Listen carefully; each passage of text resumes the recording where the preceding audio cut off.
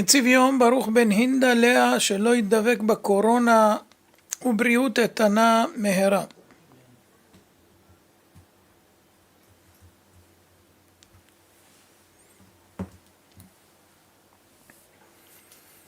החפץ חיים ממשיכים על תהילים, פליאה דעת ממני נשגבה לא אוכל לה. אומר החפץ חיים, הנה אנחנו מתמיהים בנפשנו. הלא השם יתברך השפיע בדורות הראשונים ריבוי חוכמה מאוד, כי אדוני ייתן חוכמה מפיו דעת ותבונה, ולמה נטמעתה כעת לגמרי? וזה אומר בזמנו לפני 100 שנה. הלא יד אדוני לא תקצר גם היום. ותשובת הדבר, כי הקדוש ברוך הוא נותן חוכמה לבני אדם לפי ערך הכנתם לקבל את התורה והחוכמה. ככתוב בתהילים, אנוכי אדוני המעלך מארץ מצרים, הרחב פיך ואמלאהו. הכוונה, הלא העליתיך מארץ מצרים כדי לקבל אחר כך את התורה, שהיא מקור החוכמה. ועל כן אכן עצמך, והרחב פיך כל מה שביכולתך, ואמלא את פיך מצוף דבר אמריה. לכן, דורות הראשונים שהיו מסורים לתורה בכל הלב, בכל הנפש, בכל חמודות העולם, לא נחשב בעיניהם למאומה, ורק לתורת השם היה הלב נשוא, ורצו לקנותה ולברר הלקותיה בקיבוץ חכמים ודיבוק חברים, ואפילו אחרי שנתגדלו בשנים, היה דרכם לנסוע מביתם בשביל ידיעת התורה על 6 שנים ועל 10 שנים, ואפילו בדורות של בעלי התוספות היה מסירות נפש ממש על התורה. ידוע שרבי עקיבא 24 שנה נעדר מביתו עד שחזר הבן של כל בני הגולה. אז השקיעו את כל חייהם בדבר ומסרו את עצמם לתורה. וכעין זאת מצינו גם במשכן, שכל מה שהיה, כל מי שהיה משים ליבו ותשוקתו לעשות מלאכת המשכן, היה הקדוש ברוך הוא נותן לו דעת ותבונה שידע איך לעשות. זאת אומרת, הם לא ידעו מאומה ונתנו ליבם לעשות במלאכה, והשם מילא את ליבם חוכמה לעשות במלאכה, ככתוב. ויקרא משה אל בצלאל והאהוליה ואל כל איש חכם לב, אשר נתן אדוני חוכמה בליבו, כל אשר נשאו ליבו לקרבה אל המלאכה לעשות אותה, ולא כתב וכל, משום שבאמת עניין אחד הוא. רוצה לומר, כי למי שהוסכם בדעתו להתקרב אל המלאכה, להתבונן איך לעשותה, השם נתן לו הדעת כדי שידע איך לעשותה. זאת אומרת, כל איש, בכל אשר נשאו ליבו, הקדוש ברוך הוא מילא אותו חוכמה. זה מספיק אם אתה רוצה, ואתה מכין את הכלים שלך, את הלב שלך, את הרצון שלך, ומסיר את כל הדברים המרחיקים, הקדוש ברוך הוא ימלא אותך בהתאם. רק פתח פיך ואמלאהו. והדבר הזה שייך לכל ענייני הטוב, בין בענייני הפעולות ששייכות לענייני הקודש, שצריך ליתן לב להתבונן איך לעשותן, נגיד בתי מדרש, כוללים, תלמודי תורה, שיעורי תורה, הרצאות וכו'. וכן בענייני לימוד התורה, אם אחד יסכים בדעתו להשתדל, להיות בקיא באיזה סדר של גמרא וכדומה, ויראה ללמוד ולחזור כמה פעמים, או לברר איזה הלכה בתורה, הוא מתייגע בה, לא לומד על מנת לעבור למנות זמן, אלא רוצה באמת לברר לדע ולקיים. בוודאי הקדוש ברוך הוא ייתן לו דעת בלבבו, ויעזרהו להוציא מחשבתו לפועל. השם מסתכל, מה אתה רוצה בעצם כשאתה מתחיל? אם הרצון אמיתי, הוא יעזור לך. אם הרצון הוא רק בשביל להעביר את הזמן בלימוד ולומר למדתי, אז תקבל בהתאם. בכל זה הוא בכלל של מה שאמרו חכמים זיכרונם לברכה. כל דבר שמסרו בדין נפשם עליה מתקיימת בידן. ויש מאמר אחר, כל דבר שמסרו ישראל נפשם עליו מתקיים בידם. בעניין הזה שייך אפילו ליחיד. כמו שאמרו חכמים זיכרונם לברכה על הפסוק של שלמה המלך במשלי למד, מיץ חלב יוציא חמאה. ידוע שהמיץ של החלב שמטלטלים אותו הרבה זמן יוצא מזה חמאה. במי אתה מוצא את החמאה של התורה? במי שמקיא את החלב שינק משדי אמו עליה. לינק זה לא בעיה, אתה בא הכל מוכן, זהו. זה מיץ, מצצת ונגמר, מיץ חלב. אבל אם אתה מתחיל ככה כל הזמן לייסר את עצמך, להטריד את עצמך, להתייגע, הרבה, נהיה מזה חמאה. עתה יובן מדוע העיר הקדוש ברוך הוא את עיניהם של הדורות הראשונים, ופתח את לבבם וזכו בכתר של התורה ולא הצטרכו לכתר של קורונה.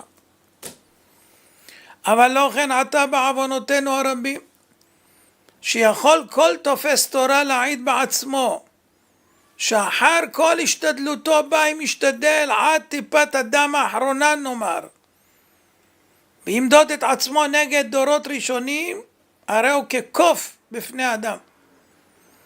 בכל שכן נגד דורות של האמוראים. וכל כך למה? מפני שהגיעה עליה היא במידה מועטה מאוד. וכלל אמרו חכמים זיכרונם לברכה, יגעתי ולא מצאתי, אל תאמין. יגעתי ולא מצאתי, אל תאמין. ולכן המציאה היא כפי היגיעה. כמה שאתה מתייגע, ככה אתה אמור למצוא. אז בואו ראה מה גודל היגיעה של הראשונים בתורה. אפילו להשיג איזה פרט קטן שהיה חסר להם, היו מתרצים ומסכימים להתבזות בתכלית הביזיון. אבל כדי שישיגו את הפרט ההוא, כמו שמובא בגמרא, אמר רב, 18 חודשים גדלתי אצל רועה בקר, כדי לדע איזה מום קבוע ואיזה מום עובר. הרי שאפילו בשביל ידיעה קטנה היה מתרצה להתבזות ולדור אצל אנשים פחותים במשך זמן רב, שאפילו לשאר בני האדם זה דבר של ביזיון גדול. כל שכן לאיש רם המעלה כרב. אבל בשביל חביבות התורה היה מתרצה על הכל, העיקר להשיג אפילו פרט אחד. 18 חודש היה בבית. ואנחנו בעוונותינו הרבים, שנחסר לנו ידיעת כל התורה, קשה לנו לפעול בעצמנו ולנסוע מבתנו לאיזה מקום של תורה כדי להשיגה. ואפילו אם יש לאדם בבית מזון עבור אשתו ובני ביתו למשך הזמן שהוא ייסע, ואפילו אם הוא כבר רוצה לנסוע, הוא מקפיד שיהיה מזונו בדרך של כבוד דווקא. אם לא ישיג שם אוכל כמו שהוא אוהב, אז הוא לא ייסע. אין זאת שאיננו מכירים את גודל ערך קדושת התורה.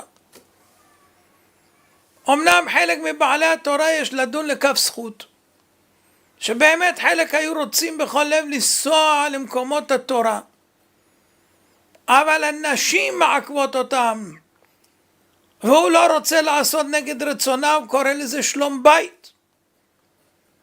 אבל יש לאדם להתבונן בעצמו, אומר החפץ חיים, אם היה מזדמן לך עסק שאתה יודע בבירוש תרוויח ממנו מיליונים, ואשתך הייתה מונעת אותך מלקחת העסק ההוא, כמה השתדלויות היית עושה לפייס את אשתך שגם היא תסכים לזה. כי אם אתה תהיה עשיר, גם היא תהיה עשירה. כך צריך, אומר החפץ חיים, לעשות בענייננו, שגם היא יהיה לה זכות התורה. כמו שאמרו חכמים, נשים במאי זכיין, נשים במאי יזכו. דנטרן לגבריו עדאתו מבני כנישתא, שהן ממתינות לבעלים עד שהם חוזרים מבית הכנסת, מבית המדרש. כנישתא זה עדה, תרגום של עדה זה כנישתא. ומכיוון שזאת התורה, היא חיי האדם ואושרו לנצח נצחים, והיא עיקר התכלית שבשבילה נברא האדם, מוטל על כל איש לפי ערכו לעשות כל השתדלות לקנות את התורה. ומכיוון שעיקר הצלחת התורה היא כשהוא מסור אליה בכל נפשו ומסיר מלבבו כל הטרדות ומטה שכמו אליה, כמו שאמרו חכמים זיכרונם לברכה, לעולם ישים אדם עצמו על דברי תורה קשור לעול וחמור למסע. הן זה מתקיים יותר שלא בביתו, ועליו לעשות כן. אבל הקדוש ברוך הוא הכניס אותנו לבידוד. אמרנו בידוד זה גימטריה הוויה, שם השם. והוא רוצה שעכשיו, בגלל שבחוץ אנחנו ודאי נוטים אחרי החומר ולא אחרי השם, אז הוא אמר, אני אכניס אתכם לבית, ועכשיו יש לכם הזדמנות. מסכתות שלמות. עד אחרי פסח אומרים כולם במצב של בידוד. עד אחרי פסח לפחות. אז יש מספיק זמן. כתוב ש30 יום לפני הפסח, לפני היום טוב, צריך ללמוד את ההלכות. איפה יש לאנשים זמן? כולם טרודים. עכשיו יש זמן. וכן אמרו חכמים זיכרונם לברכה על הפסוק, והם תוקו לרגליך. אלו תלמידי חכמים שמחטטים רגליהם מעיר לעיר על דברי תורה. והשכר עולה הרבה יותר למי שמחטט את רגליו מעיר לעיר על דברי תורה, יותר ממי שלומד בביתו. אבל מה לעשות שהקדוש ברוך הוא לא מרוצה מאיתנו והכניס אותנו לבידוד. וכמו שאמרו חכמים זיכרונם לברכה במדרש שיר השירים על הפסוק, 1,000 לך שלמה ו200 לנוטרים את פריו. 1,000 ללומדים שלא בביתם ו200 ללומדים בביתם. זאת אומרת, שכר הלומד ומחטט רגליו להשיג תורה, כמו שכתוב בואו ראה צא ולמד. למה מתחילים תמיד בואו ראה צא ולמד? תהיה תמיד בתנועה, לא תשב בבית במקום. בואו ראה. אתה בבית, צא ולמד. זאת אומרת, אדם רוצה ללמוד, צריך ללכת ולחזר אחרי התורה בכל מקום שניתן להשיגה טוב יותר. אז זה מה שאומר, פליאה דעת ממני נשגבה לא אוכל לה. למה פליאה? למה נפלא ממני? למה נשגבה? למה אני לא אוכל לה? כי אנחנו לא פותחים את הפה בעמלאהו. אנחנו לא פותחים את הלב. אנחנו לא משקיעים מספיק זמן. אז לכן אנחנו נראים כקוף בפני אדם. לכן צריך כל אחד להשתדל מאוד מאוד, לראות איך לנצל את הזמן הזה כמו שאמרנו וכו'.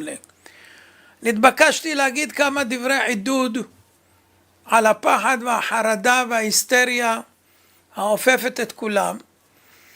ואמרתי קצת מן הדברים בריאיון של אמנון לוי והורידו את זה. מי ששמע את החלק המלא שאנחנו הקלטנו, אז אמרתי בקיצור כמה דברים. אני ארחיב עכשיו כי יש זמן ולא מוגבלים ל4 דקות בשידור, אז לכן תרוויחו את הכל מה שאני יכול לומר לכם. מה שבדרך כלל האג'נדה כרגע היא להכניס היסטריה, ויש לזה שיקולים אידיאולוגיים ואחרים שגורמים לכולם להיות כביכול בצוותא ביחד, כולם משדרים אותו דבר, מי שאומר משהו אחר מסלקים אותו מן השידור. לכן את השידור שלי לא העלו לפייסבוק אחרי זה באופן יוצא מן הרגיל, ואפילו טרחו לכתוב כתבה בידיעות אחרונות ובעוד מקום על השידור הזה שהיה מיותר לכאורה, כי אני פשוט מעודד קצת את האנשים ומדריך מה צריך לעשות, וזה לא מתאים לאג'נדה, לאידיאולוגיה הטלוויזיונית, ולאלה שמדריכים את הציבור לכיוון שהם רוצים. אז בין הדברים אני אשמיע לכם כמה דברים שאתם אולי לא ראיתם, לא שמעתם וגם לא משמיעים אותם. אז הראשון, נשיא הסתדרות הרפואית העולמית מתייחס לסערת הנגיף, שמו דוקטור ליאוניד אידלמן. והוא אומר כך, אנחנו לא בפניקה, אנחנו בבהלה נוראית. אני רואה את זה אפילו בבית החולים בו אני נמצא כעת. אני רואה את זה בכל מקום, אני שומע מאנשים דברים פשוט מטורפים. יש אנשים שלפי התקשורת מבינים שבני ברק, כל חלל בני ברק מלא קורונה, וכל מי שעובר בבני ברק מיועד למות. זה ההבנה בעקבות כל מה שאומרים. ואפילו שמה, מחלל השבת פרהסיה ברמת גן, ראש העיר, החליט לעשות סגר בין בני ברק לבין רמת גן. איש טיפש, שלא מבין שהקדוש ברוך הוא שולח את הווירוס. מי שרוצה שהוא ידבק, הוא ידבק, מי שלא, לא. נכון שצריך לשמור מרחק, כי על פי טבע, מי שנוגע באחד בשני, ויש בו את הווירוס, הוא עלול להידבק. זה לא אומר שהוא כבר גזור למיטה, יכול להיות שהוא יתחסן ואפילו סימפטום לא יהיה לו. אבל לא משנה, כולם בפחד, בפניקה וכו'. אני מבטיח לכם שהווירוס ידלג מעל הסגר ומעל החומה, ויגיע לאן שצריך להגיע ולא יעזור לאף אחד. אבל את החבר'ה של הצולה, הוא רוצה שיגיעו לרמת גן להציל, כמו אחרי שהוא הודיע מיד, אז אלחנן הגיע לרמת גן, שהוא מהצולה, והציל תאונת דרכים קשה שהייתה שם, וכו'. אבל ככה זה הולך, את החרדים צריכים בשביל הדברים הטובים, ואחר כך משתלחים בהם כל היום מהבוקר עד הערב. תראו מה קורה ביפו עכשיו, שריפות, צמיגים, הכל, בגלל שבאים לעשות להם כנסות וכו'. אבל החוויה הזאת לא תיגמר מהר, יש לנו מספיק זמן להיות בבית וללמוד איך עובדת התקשורת בשירות המדינה, או המדינה בשירות התקשורת וכו'. אז מה הוא אומר? אנשים בפניקה, בהיסטריה, ואנחנו יודעים מההיסטוריה של האנושות שקל מאוד לגרום לפניקה. אנשים פוחדים, זה מחייב אותם לעשות צעדים לא הגיוניים, ואחר כך קשה מאוד להחזיר את הדברים לסדרם. אז בואו נתחיל, הוא אומר, בעובדות רפואיות. מדובר על נשיא ההסתדרות הרפואית העולמית. המחלה הזו של קורונה היא לא מחלה קטלנית במיוחד. מקסימום. זה בסין 3% נפטרים, בכל העולם הרבה פחות. וזה מדובר בזמן שהוא אמר, כמובן הדברים משתנים. לדבריו, יש הרבה מדינות שיש שם הרבה אנשים עם קורונה, ומעט מהם נפטרו. הוא אומר שזה קצת יותר משפעת עונתית. אבל בשפעת זו מחלה של מיליונים. בכל שנה בעולם מתים בין 200 ל-500 אלף אנשים. 500,000 אנשים מתים משפעת עונתית והעולם רגוע.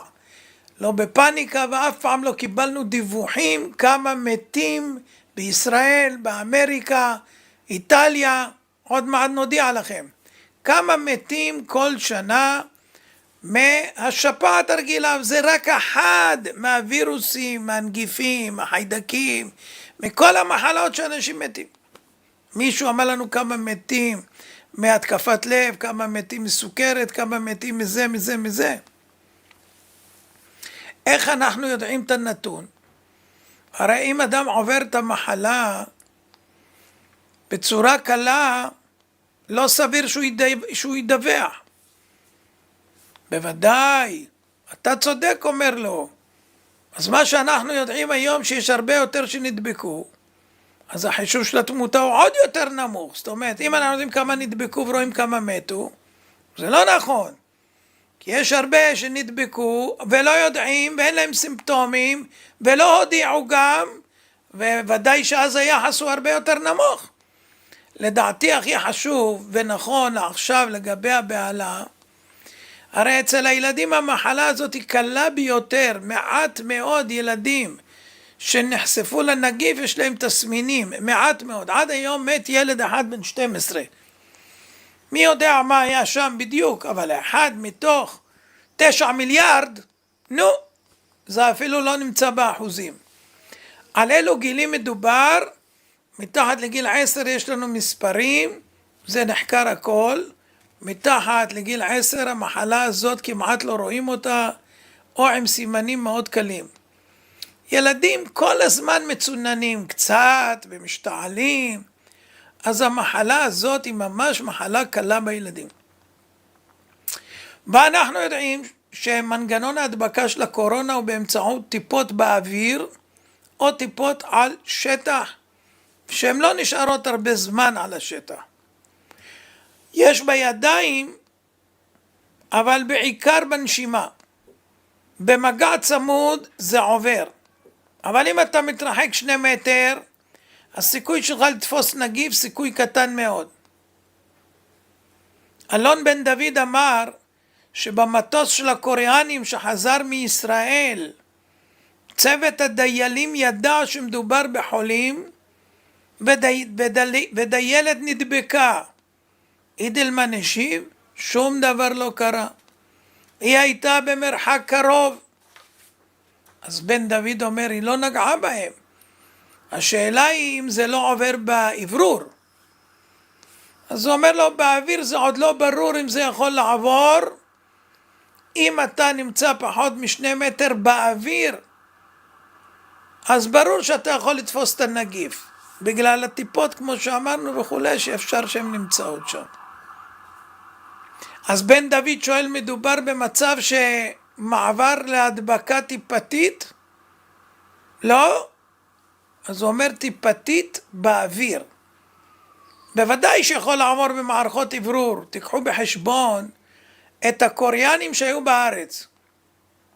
התקשרו אליי למחרת, ילד דיבר איתם בכניסה. אומר לי, יוניד, אני מוכן עם הילד הזה לדבר עכשיו צמוד, כי אני יודע שבשיחה קצרה הוא לא התנשק עם הקוריאנים, הוא לא יכול היה להידבק.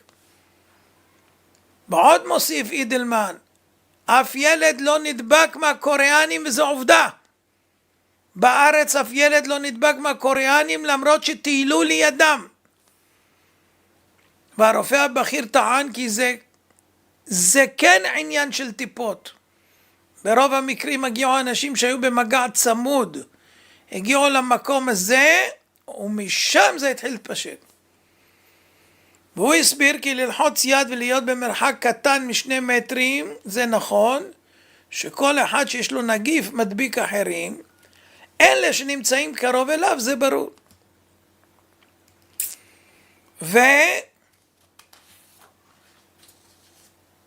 וחסינות תהיה רק אם מישהו נדבק. מי יהיה מחוסן לנגיף? מי שנדבק.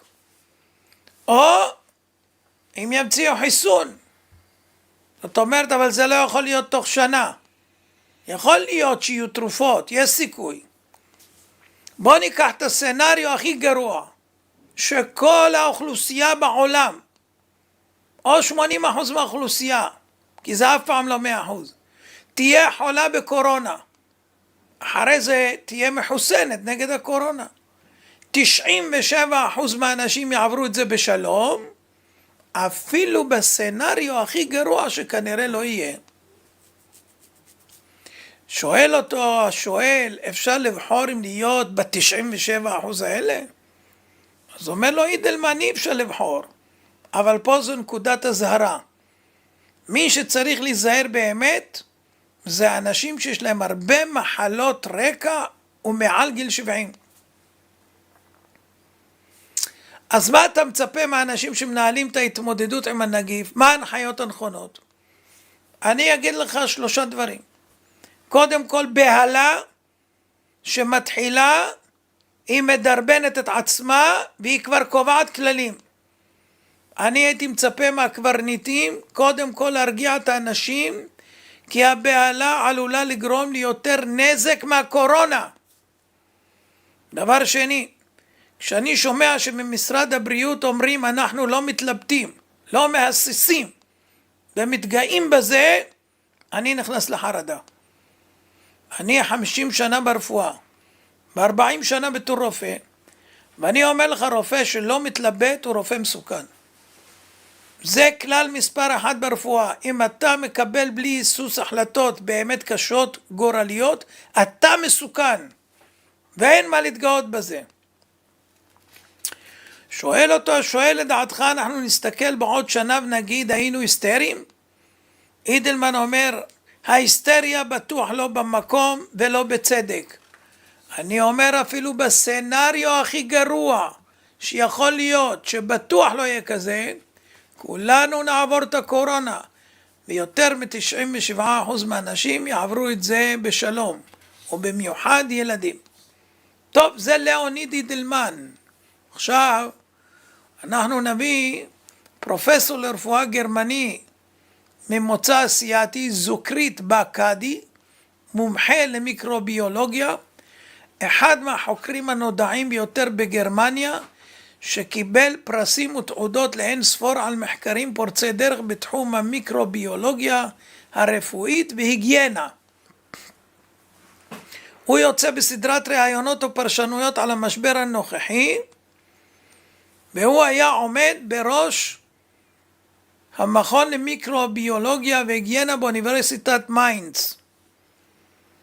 והראיון מתומלל לעברית, ואני מתחיל להקריא לכם מה שכתוב כאן. היום נדבר על קורונה וירוס, שהוא מפיץ פחד ודאגה בכל העולם. גם בגרמניה מצב חירום מציב מגבלות קיצוניות. מה הם וירוסי הקורונה? אז הוא מסביר, זוהי קבוצת וירוסים שחיה לצד בני אדם ובעלי חיים מסביב לכדור הארץ. הווירוסים הם הגורם למחלות מאוד שכיחות וקלות של מערכת הנשימה.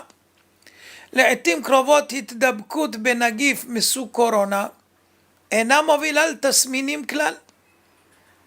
מהלכים חמורים יותר של המחלה ניתן לראות כמעט באופן בלעדי בחולים מבוגרים עם מחלות רקע נוספות, במיוחד מחלות של הריאות והלב. אולם כעת חבר חדש במשפחה נמצא על הבמה העולמית, יש 7 סוגי קורונה. הוא מפיץ הרבה פחד. למה? COVID-19, זה הנוכחי, התחיל בסין והתפשט במהירות רבה. נראה היה כי מתלווה אליו מספר גבוה ולא צפוי של קורבנות מוות. דיווחים מדאיגים שמגיעים בעיקר מצפון איטליה מתאימים לניסיון הסיני. הכוונה שהנתונים מצפון איטליה תואמים לנתונים שהגיעו מסין. אמנם חייבים לציין, ברוב המקרים של התפרצות הנגיף באזורים שונים בעולם, ניתן לצפות רמה נמוכה הרבה יותר של תמותה. כאשר מספרים גבוהים של 4%, 5% ו6% לא נצפו בינתיים. לדוגמה, בדרום קוריאה יש 1% תמותה, ובריטניה 2% תמותה לכאורה בזמן שהוא דיבר. ולמה נתוני התמותה לכאורה? תקשיבו טוב מה הוא אומר. כאשר מציגים החולים מחלות נלוות נוספות, הגורם המדבק COVID-19 לא ניתן יהיה להתייחס אליו כאל גורם יחידי ובלעדי לתמותה. זה שקר לומר שהווירוס הוא הגורם, ובוודאי שאינו הגורם הבלעדי למוות. זה פשוט לא נכון להראות נתונים כאלה. זה קורה במקרה של ה-COVID-19, אבל מסקנות שכאלה הן שקריות ומעלות את רף הסכנה בצורה מגמתית, כאשר מגורמים אחרים פשוט מתעלמים, כאילו המחלה עצמה היא גורם התמותה. נתוני תמותה שונים במקומות שונים יכולים להיות גם בגלל גורמים אחרים, מקומיים יותר. לדוגמה, יש מקומות ששם זה יהיה יותר, יש מקומות פחות. לדוגמה, צריך לחשוב מה יש לסין וצפון איטליה במשותף. התשובה, זיהום אוויר נוראי, הגבוה בעולם. איטליה זו סין של אירופה, שם הריאות של התושבים כבר נפגעו באופן כרוני במשך שנים, ובעבור סיבה זו לבד אין מה להשוות למקומות אחרים בעולם. אז הוא שואל אותו, מה עם גרמניה? הווירוס מתפשט גם אצלנו. כן, הוא מתפשט גם בגרמניה, אבל התוצאה החשובה ביותר היא שאנחנו עכשיו מוחזקים ביותר נתונים איכותיים לגבי רבת הסכנה של הווירוס במדינה שלנו, שזה מה שהפוליטיקאים והמומחים עשו. רמת החירום במדינה הועלתה לרמה הגבוהה ביותר, ואמצעים קיצוניים למיגור התפשטות המחלה הוחלו בניסיון נואש להאט את ההתפשטות. כן, וזה טרגי ממש, כיוון שכל אימוץ האמצעים האלה הוא חסר היגיון. רוב השאלות הקריטיות כבר נענו בקשר לווירוס. הראשונה, האם הווירוס גורם לתחלואה קשה גם אצל צעירים והורג מטופלים ללא מחלות רקע? זה יגרום לווירוס הנוכחי להיות שונה מכל וירוס קורונה שאנחנו מכירים כעת בעולם.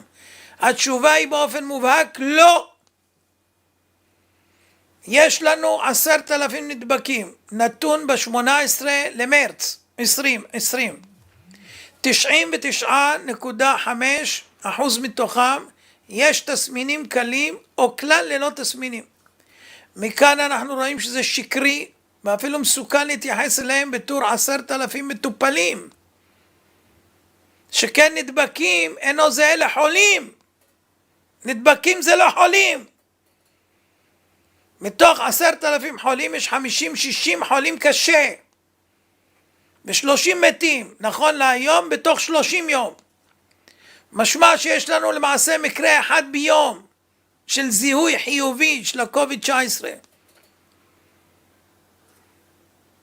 אז מקרה האימים שצריך להימנע על פי הרשויות הוא 1,000,000 מקרים ואולי 3,000 מקרי תמותה בתוך 100 ימים הקרובים.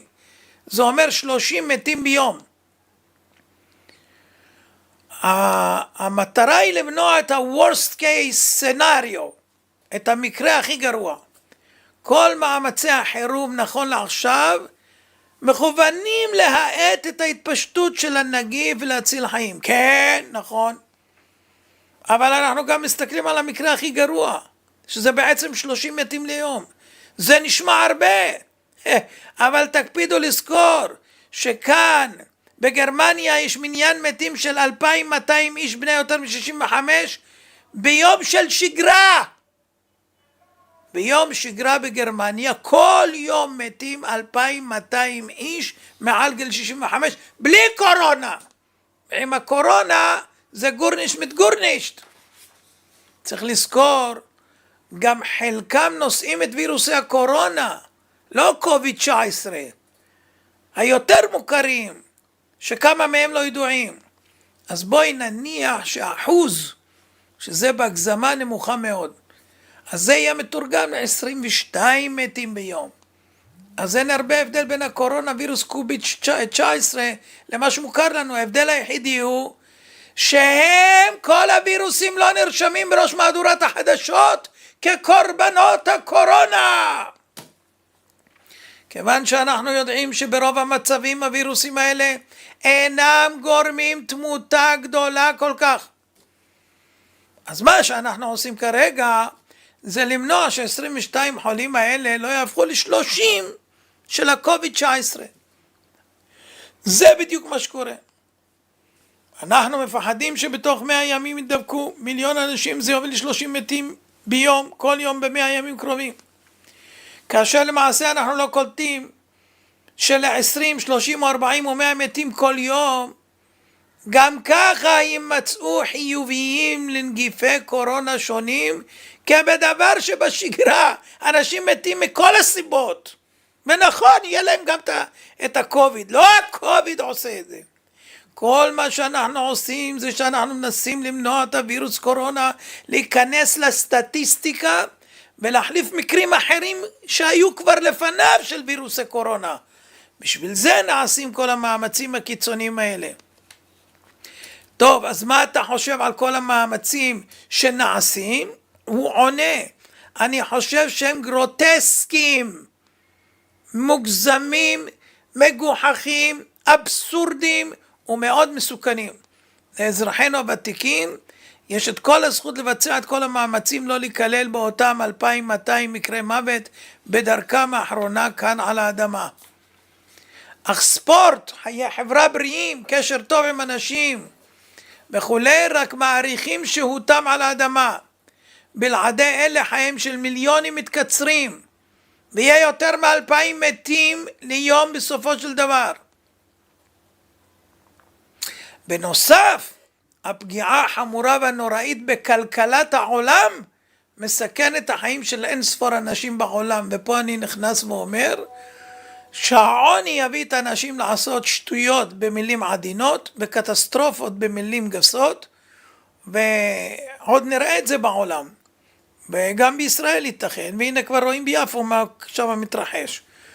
אנשים לא יחזיקו מעמד אם המדינות לא ייתנו להם כסף, לא יהיה לאנשים מה לאכול, יהיה שודים, יהיה רציחות, יהיה דברים איומים ונוראים. אבל זה צריך ללקח בחשבון, וכמה שיקלו על האוכלוסייה יותר מהר. כמובן שהאוכלוסייה צריכה לשמע למשרד הבריאות לעשות את כל ההרחקות, כי זה שומר מהדבקה, אבל צריך למצוא את העצה ובמהירות איך להחזיר את הכל לשגרה במהירות. לכן הוא אומר, כבר עכשיו אמצעי הטיפול בחולים אחרים שהם נזקקים מצטמצמים. עכשיו תקשיבו, הקורונה הורגת גם את אלה שלהם קורונה. למה הוא אומר? כי אלה שצריכים להגיע לטיפול, עכשיו שמעתי שאמרו שבשלושה שבועות האחרונים אנשים לא הגיעו עם אירוע מוחי. כשכל יום מגיעים כמה, לא מגיעים לשום בית חולים. כי אנשים אפילו שיש להם איזה חשש או משהו לא מגיעים, כי הם פוחדים לדבק בקורונה. וגם אנשים שיש להם ניתוחים, הכל מתבטל, בין על ידי בתי חולים, בין ידי על עצמם מהפחד. וזה גורם שהחברה הופכת להיות הרסנית, והורגים את האנשים שאין להם קורונה, על ידי זה שדואגים לאלה שיש להם קורונה. בקיצור, הקדוש ברוך הוא עשה פה סבתוכה, שאנשים רואים דבר שאינו נראה, כדבר המאיים על כל העולם, וכל התקשורת מגויסת לכך, ואוי לו למי שאומר אחר. אז אומר בסיכום, אני יכול לומר שכל המאמצים האלה גורמים לחורבן והרס עצמי והתאבדות קולקטיבית, בשביל לא יותר מאשר בהלה. ועכשיו האחרון שאני אביא לכם היום, זה פרופסור יורם לס. והוא לא כל כך אהוד בתקשורת, כי הוא אמר כביכול שהוא מוותר על הזקנים, ושהעולם ימשיך משהו כזה, תכף תשמעו מדויק. אבל אני מקדים ואומר. אז הוא אומר ככה, אנחנו דבר ראשון לא איטליה. באיטליה מתים בכל שנה 17,000 משפעת. בישראל מתים כל שנה משפעת 126 איש. באיטליה, אומר, יש תחלואה עצומה בדרכי הנשימה, והאוכלוסייה שברירית וקשישה, והגיל החציוני של המתים יותר מ-81. עכשיו הוא אומר עוד דברים. דבר ראשון, המספרים לא מתאימים לבהלה. 1. שפעת החזירים נעצרה בלי חיסון. 2. רוב האוכלוסייה מפתחת חיסון טבעי. ברגע שיש בישראל נגיף מסתובב אצל הרבה מאוד אנשים, בלי שהם יודעים בכלל, אנשים נחשפים ומתחסנים. וכך שרשרת ההדבקה נשברת, וככה נעצרת מגפה. היה צריך להמשיך את החיים כרגיל. הקורונה, גם הוא אומר, סתם מגפה עם יחסי ציבור, יותר אנשים ימותו מדיכאון. דבר רביעי הוא אומר, מערכת הבריאות בישראל לא תקרוס, היא גם לא קרסה באיטליה. פרופסור יורם ליס, מנכ"ל משרד הבריאות לשעבר, היה בשר מבשרו של הממסד הבריאותי בישראל, עד שלטענתו החל להשמיע תחזיות אופטימיות מדי לגבי הקורונה, והודר מגלי האתר ומאולפני הטלוויזיה. בשיחה עם גלובס הוא משיב למבקרים שמכנים אותו הזוי, ומסביר מדוע לא נגמור כמו איטליה. אז ככה, בניגוד למרואיינים מודאגים ומנבאי שחורות, הוא מציג עמדה שונה בתוכנית. לא צריך לסגור מדינה שלמה בגלל נגיף שבסופו של דבר הורג פחות משפעת. אמירה שלו שלכאורה מבחינת עלות תועלת עדיף להקריב את הקשישים לטובת המשך חיים נורמליים. קוממה עליו מתנגדים רבים, ומאז הוא הפך להיות פרסונה נון גרטה באולפנים. אבל לס חי עם זה בשלום, וגם עם הקולות שקוראים לו הזוי. הוא אומר לו, הזמנתי את עצמי לאולפנים, ואני מוכן להשמיע דעתי לכל מי שמוכן לשמוע. שואלים אותו, אתה חושב שממדרים אותך כי הצגת עמדה לא פופולרית? אז הוא אומר, אני יכול לומר לך שלפני מספר ימים שמעתי במו אוזניי שלאחר שהתראיינתי אצל ניסים משעל ברדיו, את המשנה למנכ"ל משרד הבריאות, פרופסור איתמר גרוטו, אומר למשעל שאסור להביא אותי לאולפנים. וביום שישי האחרון זמנתי לאולפן של איילה חסון. אולי 3 ימים מראש צלצלו אליי, ביקשו שלא אלך לשום מקום אחר. הם תמיד ככה דואגים שכל אחד יהיה אצלהם ולא אצל האחרים. ויום לפני ביטלו. ואת מי הוביא במקומי לתכונית? את העתידן דוד פסיג. העתידן סיפר לעם ישראל שבמקרה הטוב ימותו מקורונה 40 מיליון נפש. ובמקרה הרע ימותו 300 מיליון נפש. זה מראה לך איך התקשורת הפכה שופר אך ורק להיסטרים. כי ברור שאם הייתי מופיע לצידו, הייתי מספר לעם הנדהם שבאיטליה בעונת שפעת מתים כל שנה 17,000 איטלקים, ובישראל מתים משפעת בשנה האחרונה רק 126. מה זה אומר, היא שואלת? איטליה ידועה בתחלואה עצומה בדרכי הנשימה, פי 3 מכל מדינות אירופה. בארצות הברית מתים משפעת רגילה בעונת השפעת כ-40,000 איש, ומקורונה נפטרו עד היום 50 אנשים נכון לתוכנית הזאת מתי שהוא רואיין. רובם בבית אבות במקום שנקרא קריקלנד במדינת וושינגטון. המאפיינים בכל מדינה שונים. באיטליה הגיל החציוני של המתים מקורונה 81 ומעלה. האוכלוסייה מאוד קשישה ושברירית ומעשנת הרבה. בין המתים יש יותר גברים. בקוריאה לעומת זאת נדבקו הרבה יותר נשים צעירות ולא מעשנות. בכל מדינה ומדינה צריך להשוות בין מספר האנשים שמתים עכשיו מהקורונה לבין מספר האנשים שמתים משפעת עונתית רגילה, שזה לא מעניין את אף אחד. בכל מדינה ומדינה הרבה יותר אנשים מתים משפעת רגילה לעומת אלה שמתים מקורונה. את כל הנאום הזה שמעתי כשעדיין שמעו לי. במקום זה מביאים מישהו כמו פסיג שאומר דברים הפוכים, ואני בטוח שמה שהוא אומר לא יקרה. היא שואלת איך אתה יכול להיות בטוח? הוא אומר כי יש דוגמה מאוד טובה שכולם שכחו. שפעת החזירים ב-2009, נגיף שהגיע לעולם ממקסיקו, עד היום אין נגדו חיסון, אבל מה? באותה תקופה לא היה פייסבוק. אולי היה, אבל ממש בחיתולים. הקורונה לעומת זאת היא מגפה עם יחסי ציבור. מי שחושב שממשלות גומרות מגפות טועה. מספרי התמותה מהנגיף אינם כה מבהילים בעין LS. אני לא אגיד כמה בסוף ימותו מהקורונה, אבל אני אומר לעצמי שבסין הגדולה, בכל מחוז חובי, שמונה 7 מיליון, מתו 3,000 נכון לכתבה. בכל מדינה שאני מסתכל עליה המספרים הם די נמוכים.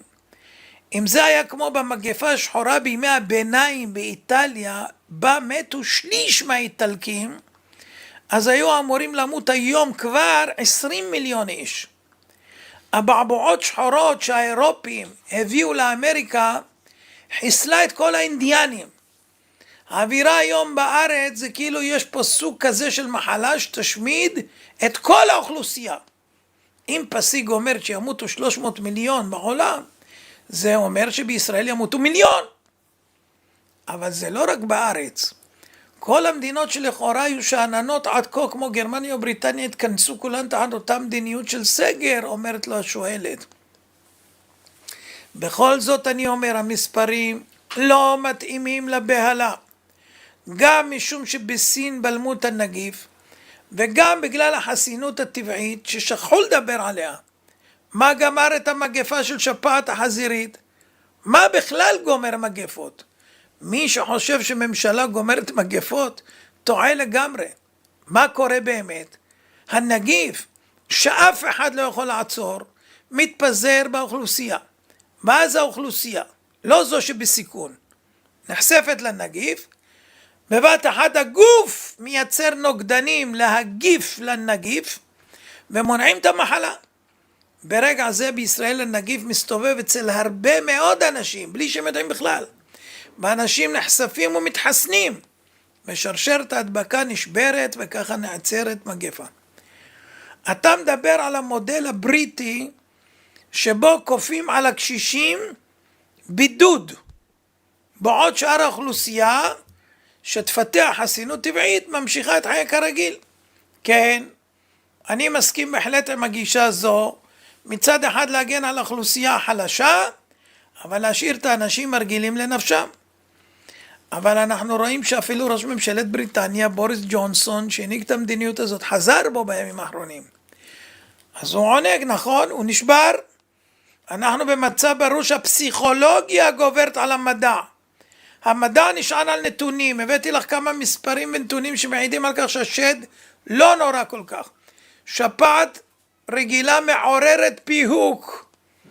הזקנה במסדרון, מעז ברק, לא מעניינת אף אחד. אבל אנחנו בהיסטריה מפלצתית שבימים עברו העלתה משטרים פשיסטיים לשלטון. זה אותו סוג של שיגעון. עמים שלמים עוברים איזה תהליך נפשי. היא אומרת לו, אבל עוררת התנגדות כלפיך כשאמרת שאפשר להקריב את האוכלוסייה הקשישה. אז הוא עונה, אני בכלל לא השתמשתי במילה הנוראה הזו להקריב. הכתב שאל אותי אם לזה אני מתכוון. ובמדיה של הטלוויזיה אין יכולת להסביר בפירוט. אז השבתי פשוט כן. זה לא מה שהתכוונתי. אם כי אני נושא באחריות לזה.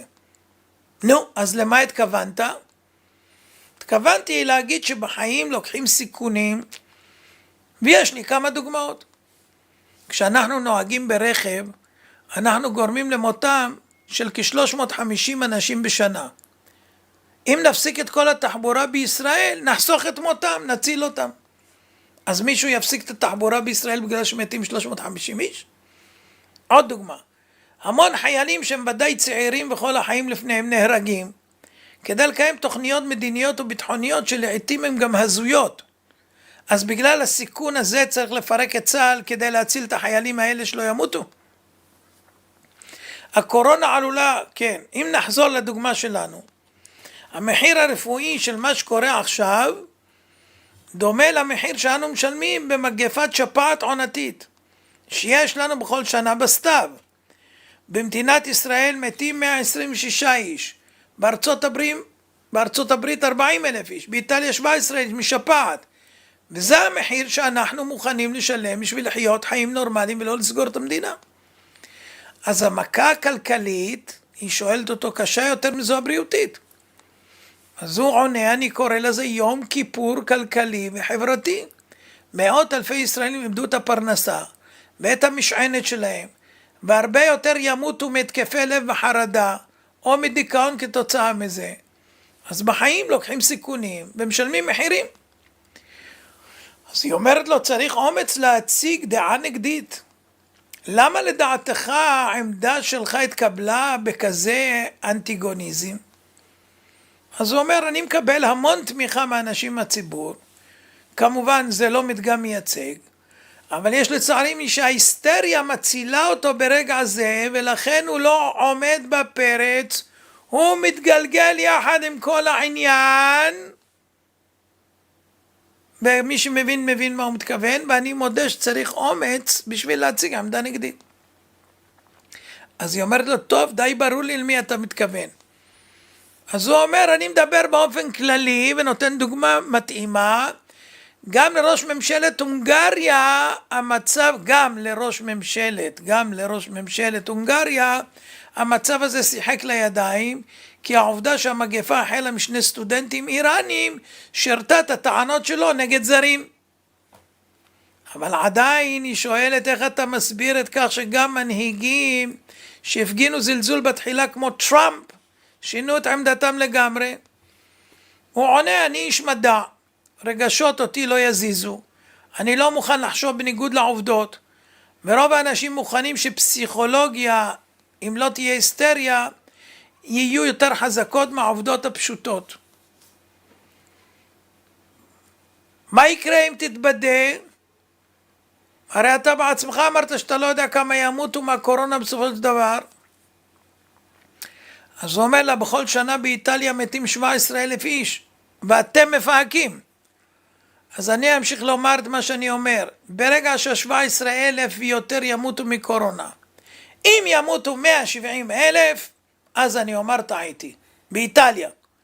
אבל בינתיים מתו, נכון לכתבה, 2,200 באיטליה. בגרמניה יש בודדים, מתוך 80 מיליון גרמנים. והמגפה מסתובבת בעולם כבר חודשיים. נכון לכתבה, בגרמניה לא עשו שום דבר מיוחד, עד שההיסטריה הכריעה אותם. אז היא שואלת, אז אין אף מנהיג אמיץ שיקום ויאמר אני נוהג אחרת? אז הוא עונה, אין. ויש כאלה שאפילו מנצלים את זה לצורכיהם, וזה החשש הגדול.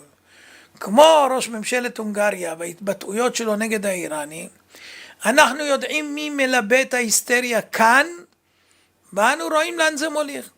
כמו לפני מלחמת יום כיפור, יש קונספציה ואין מקום לשום דעה אחרת. החיים של האזרחים נהרסים, אבל בגלל החרדה כולם מתיישרים למקום אחד. זה תהליך אורווליאני, עם אחד, דגל אחד, חרדה אחת. היום כל ההיסטרים מנפנפים בדגל איטליה, הם לא מוכנים לשמוע על מספרים. אבל בסין המגפה נעצרה בגלל פעולות שהממשלה נקטה, היא אומרת לו. שפעת החזירים נעצרה מבלי שעצרו את העולם. כל וירוס מייצר נוגדנים. ממשלה לא יכולה לעצור מגפה. מה שעוצר מגפה זה החיסון הטבעי. אני אומר שהקדוש ברוך הוא ברא בגוף האדם. אי אפשר לעצור מגפה על ידי צו ממשלתי. והנה שאלה. הסינים אומרים שהם עצרו את המגפה על ידי עוצר. אבל העוצר נגמר והווירוס מסתובב חופשי. אז איך התחלואה והתמותה לא ממשיכות? אם התיאוריה של עוצר הייתה נכונה, היו ממשיכים למות שם. מי מדבר על זה? הממשלה אומרת, אני עשיתי. אבל היא שכחה שהגוף שלנו כל כך חכם. הוא מייצר את החיסון הטבעי. ואז השרשרת של ההדבקה נשברת, וככה נגמרת המגפה. אחרת זה היה נמשך. מדיניות הסגר שואלת נועדה גם למנוע קריסה של מערכת הבריאות תחת עומס הטיפול בחולים, לא רק תמותה. את זה שכחת? היא אומרת לא. אז הוא עונה לה, זה נקרא להשטיח את העקומה, מה שהיום כל הזמן אומרים, להשטיח את העקומה. אם נסתכל, הוא אומר לה על מספר המתים משפעת באיטליה, כמה אמרנו? 17,000. הרי ברור שזה רק קצה של קרחון של כל מי שהיה חולה במחלה הזו. מתחת לקצה הזה היו 100,000, אולי מיליון, שהיו חולים ולא מתו. גם החולים שלא מתו זקוקים לטיפול. והמערכת לא התמוטטה, חוץ מכל המחלות שיש כל הזמן, בלי קורונה. אז למה שעכשיו תהיה קריסה? אני 35 שנה שומע שמערכת הבריאות בישראל קורסת. גם במגפת השפעת העונתית יש עומס בבתי חולים. האם מישהו סגר את מדינת ישראל? האם ביטלו את כל העבודות? בערוץ 13 סרבו להגיב לדברים. ממשרד הבריאות נמסר, פרופסור לס, שבתקופתו היה אירוע פוליו קשה, עלול לגרום נזק בשל האמירות הלא אחראיות העלולות לפגוע בבריאות הציבור בישראל. אבל הוא לא היחידי, הקראנו פה 3 בכירים מאוד בתחומים, ויש עוד רבים.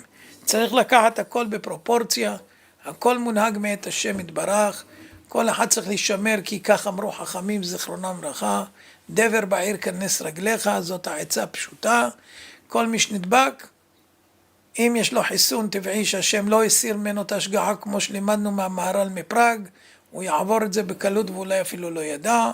כל מי שחלילה נגזר עליו בגלל סיבות כאלה ואחרות רוחניות, אז כיוון שהוסרה ממנו השגחה, אין לו חיסון כנגד הקורונה, ולצערנו הרב, מה שנגזר נגזר.